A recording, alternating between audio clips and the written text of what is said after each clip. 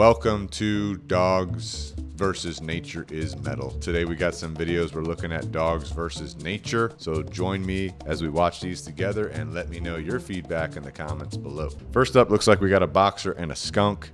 And apparently the boxer cannot read the skunk's body language, because just from my limited knowledge of skunk body language, when I see the skunk tail, oh, they just spewed the skunk smell. But when I see that skunk tail up, that tells me stay away. Okay, so we've given a come command. Dog is not coming. We have a competing motivator, which is the skunk. So not seeing an e-collar. We're saying both names now. Now we're being serious. We're saying both names. Dog looks at the lady. Dog goes back to the skunk. I think this boxer is curious or wants to play with the skunk. Right.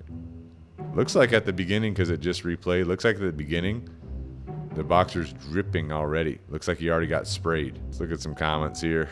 Going to be some good comments on this one, I can tell.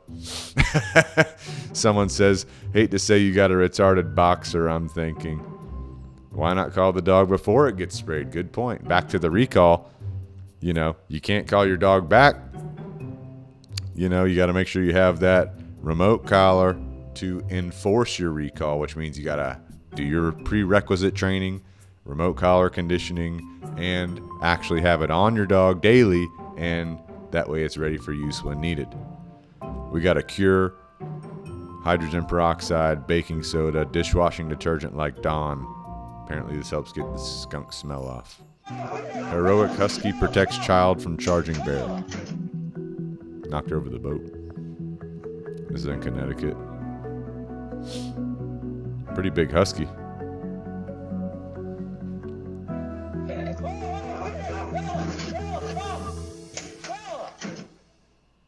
Wow. All right, so all we got here is the bear is okay. I guess the bear was at the sidewalk, and the husky's coming in and grabbing a hold of that bear. Looks like a smaller, younger bear, and it's definitely scared of the husky. It's running away. Husky's tail up. That tells me the husky's dominant, obviously. The husky is wagging its tail. It's aroused, obviously. I don't really know. Like at the beginning, they say, you know how news stories will say this, but the bear was coming for the child. I don't know if the bear was coming for the child or just going through the yard and the child happened to be there.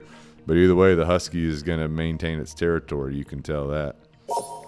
As a husky owner, I can confidently say that dog wanted to play with that bear, and that's why it chased it. No. This lady might be being facetious.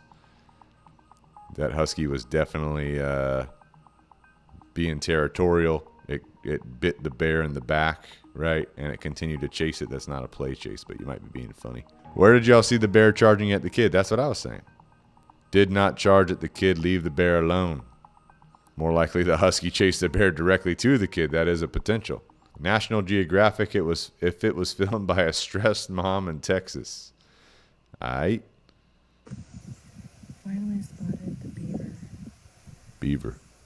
Look at that beaver, dude, hanging out. You don't want to get bit by a beaver.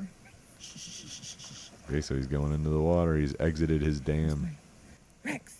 No, Who's the Rex. dog? Rex. Stop. Oh, shoot. Oh my God, Rex. Wait, Rex. Oh. Rex is going straight for the beaver.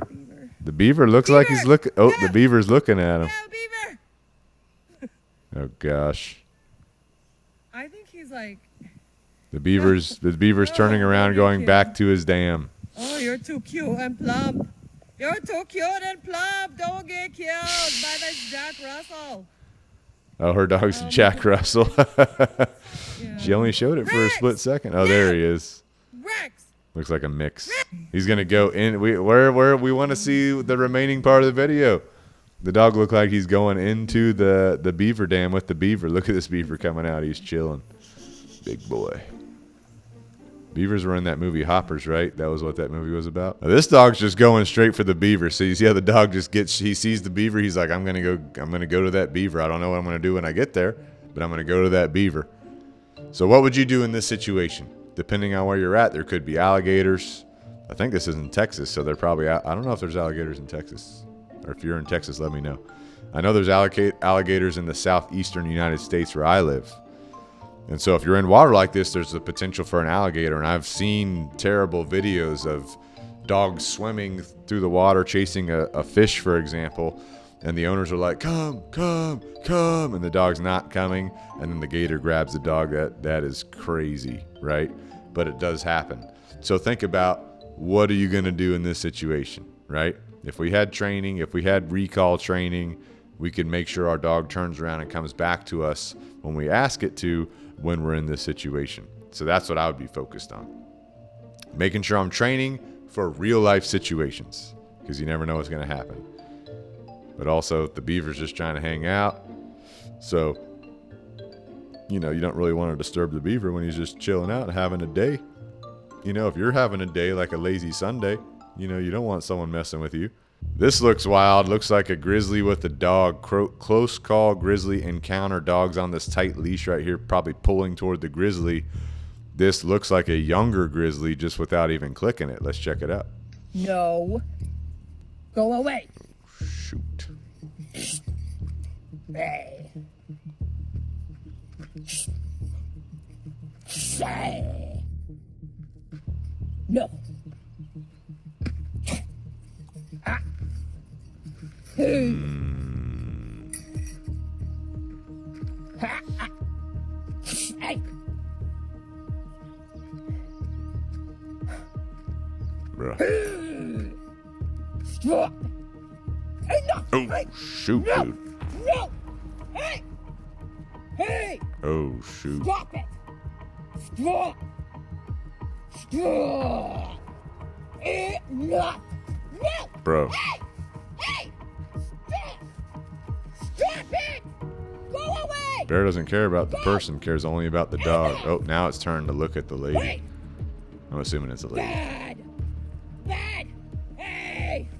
Stop. Enough. Bro. Get. Go. Go.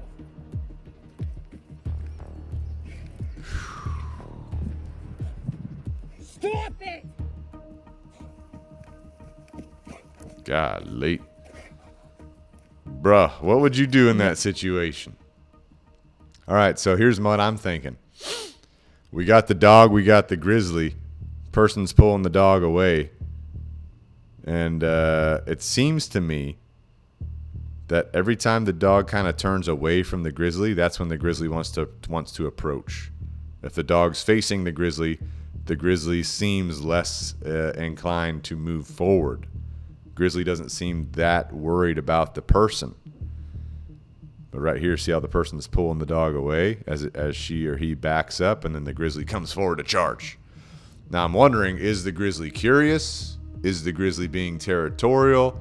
Is the grizzly threatened by the dog? They're obviously at a campground, so I'm assuming that the grizzly comes through here and destroys some of the trash and eats trash here. And this looks like a young grizzly. Imagine a full-grown, oh my God. But this young grizzly standing up is probably over 6 feet tall. So what would you do? Well, you know what they say. I don't know if it's true or not, but the myth is never back down. This person's backing up the whole time. Does that trigger the grizzly to make more movement to the person and the dog? I don't know. But they say don't back down. So what if you just stood there with your dog and you're doing what this person's doing? Hey, back up. Hey, stay back. Hey. Maybe you get your dog to bark a little bit, right? Maybe you have taught your dog to bark on command, or maybe you get them aroused enough to start barking. Something to deter that grizzly from moving forward. This grizzly, it's hard to read completely because sometimes it looks like it is moving forward when the dog's moving forward, but also the lady's moving back. So maybe that backward movement draws the grizzly to them. That's called spatial pressure, in case you didn't know. We use spatial pressure in dog training sometimes. If you move toward a dog, the dog can back up. If you move back, the dog can move with you. So that's spatial pressure, distance between you and the dog, to help the dog move their body a certain way. So if you're backing away from the grizzly, maybe that spatial pressure is drawing the grizzly to you. If you're stepping forward to the grizzly, maybe the spatial pressure pushes the grizzly away. But I feel like this grizzly is probably curious. I don't know. I'm not a grizzly bear body language reader, but it's probably curious. That's why it's coming to chase the dog. But if it got to the dog and the dog snapped at it or something, that could trigger, if the grizzly is just trying to sniff the dog, that could trigger the grizzly to bite the dog or something. Right? Because this dog looks like a wolf. I'm sure this grizzly bear has seen wolves before or been around them or something like that. So it might look like an animal it's familiar with, like another predator, right? Not a prey animal. That's just my thoughts. What are you guys thinking with this one? Let's read some comments. Hey. That's a brown bear, not a grizzly. Aren't brown bears and grizzlies basically the same? Grizzlies are brown bears. That's what I was thinking. They're a subspecies of brown bear. Okay. It's the same animal, different names. Brown bear, not grizzly, is ridiculous. Okay, got it. Okay. The most impressive is holding the camera straight. I did think that for a second there. Yeah, I mean, maybe in this situation, this could be beneficial for, you know, a dog to know a bark on command. That way, in this situation, you could say bark or whatever your word is, and the dog starts bark, bark, bark. That could help you deter the grizzly. Depends on how often you're going to be in this particular situation. I am not in environments where there are normally grizzly bears very often, so I wouldn't need to teach my dog to bark so I could ward off a grizzly bear. If I was in a grizzly bear environment, I would probably carry something on me to help me deter the grizzly bear, like bear mace, bear spray, you know, things like that. However, if you use something like that, there is the potential for overspray, where it could potentially spray back onto you or your dog. That would really suck. Maybe you get like one that sprays like a stream, and you can kind of aim it right at the bear's face. And I would hate to do that, honestly, because I have been OC sprayed before for certifications. It really sucks. So I would hate to even do that to a bear unless I had no other choice. So with a bunch of these videos today, the overall theme that I'm getting the vibe from these videos is that we need to work on come command. We need to work on our recall. So if you want to learn my process for training a dog to come on command reliably, check out this video right here, recall training. I'll see you there.